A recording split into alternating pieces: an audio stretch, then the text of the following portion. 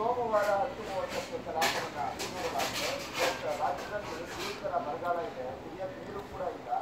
ಜನ ಸಾಕಷ್ಟು ಸಮಸ್ಯೆಗಳನ್ನ ಅನುಭವಿಸಿದ್ದಾರೆ. ಒಂದ್ ಕಡೆ ಅತಿವೃಷ್ಟಿ, ಇನ್ನೊಂದ್ ಕಡೆ ಅನಾವೃಷ್ಟಿ.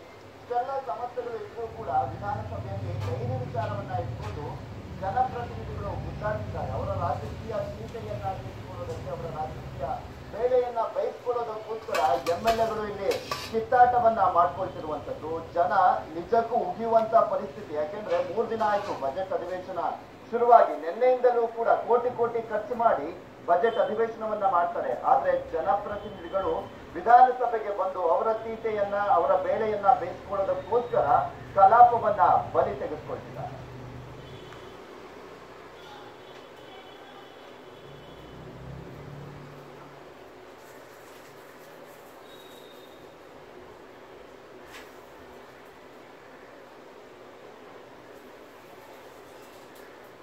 ಕುರಿತಂತೆ ಹೆಚ್ಚಿನ ಡೀಟೇಲ್ಸ್ ಅನ್ನ ನೀಡ್ತಾರೆ ನಮ್ಮ ಪೊಲಿಟಿಕಲ್ ಪ್ರತಿನಿಧಿ ರಾಜಪ್ಪ. ಎಸ್ ರಾಜಪ್ಪ, ಬಜೆಟ್ ಅಧಿವೇಶನ ಶುರುವಾಗಿ 3 ದಿನ ಆಯ್ತು. ಪ್ರಮುಖವಾಗಿ ರಾಜ್ಯದಲ್ಲಿ ಸಾಕಷ್ಟು ಸಮಸ್ಯೆಗಳಿವೆ. ಒಂದ್ ಕಡೆ ಬರಗಾಲದಿಂದ ಕುಡಿಯುವ ನೀರಿನ ಸಮಸ್ಯೆ ಕೂಡ ಇರುವಂತದ್ದು. ಇನ್ನು ರಾಜ್ಯದಲ್ಲಿ ಸಾಕಷ್ಟು ಸಮಸ್ಯೆಗಳು ತಾಂಡವವಾಡ್ತಿದೆ. ಆದ್ರೆ ಪ್ರತಿಪಕ್ಷಗಳು ಡೈರಿ ವಿಚಾರವನ್ನ ಇಟ್ಕೊಂಡು ತಮ್ಮ ತೀಟೆಯನ್ನ ತೀರ್ಸ್ಕೊಳ್ಳೋದಕ್ಕೋಸ್ಕರ, ರಾಜಕೀಯ ಬೆಳೆಯನ್ನ ಬೇಯಿಸ್ಕೊಳ್ಳೋದಕ್ಕೋಸ್ಕರ ಕಲಾಪವನ್ನ ಅಪೋಚನ ಮಾಡ್ಕೊಳ್ತಿದ್ದಾವೆ. ಏನಿದು, ಇವ್ರು ಕೋಟಿ ಕೋಟಿ ಖರ್ಚು ಮಾಡಿ ವಿಧಾನಮಂಡಲ ಅಧಿವೇಶನ ಮಾಡೋದು ಎಷ್ಟು ಸರಿ ಅಂತ ಅನ್ನೋದು?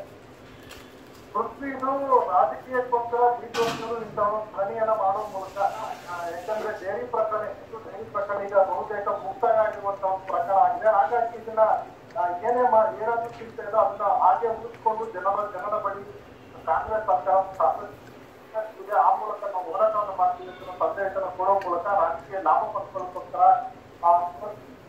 ಒಂದು ಹೋರಾಟವನ್ನು ಮುಂದುವರಿಸ್ತಾ ಇದ್ದಾರೆ.